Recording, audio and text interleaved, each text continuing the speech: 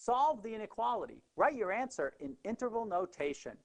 3.1 times the quantity 3 minus x is less than 2.9x. Both sides have a decimal on them. This is 3 1/10, 2 9/10. And in that case, to clear the decimals, we'd multiply both sides by 10. Of course, on the left side, 10 times 3.1 is 31. And that's times the quantity 3 minus x. On the right-hand side, 10 times 2.9 is 29x. On the left-hand side, we need to distribute 31 times 3, which is 93, and then subtract 31 times x, which is 31x.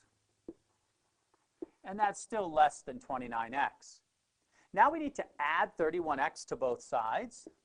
Let me do that vertically this time. And what that gives us as a result, because those sum to 0, is 93 is less than 60x. We have to divide both sides by 60.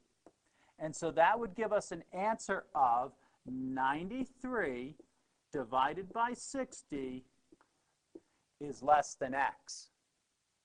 Now you could leave your answer as 93 over 60, except you have to reduce it. A 3 will divide into each of these.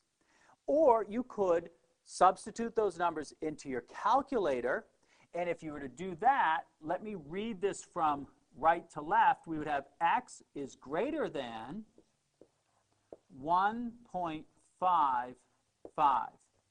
That's the result you would get by substituting into the calculator. Now we need to write our answer in interval notation. So if x is greater than 1.55 in interval notation, that means we start at 1.55 but do not include it. So that's why we use the parenthesis. And then that goes up through infinity, where again we close the interval with a parenthesis. So in interval notation, it's 1.55 to infinity, not including either endpoint.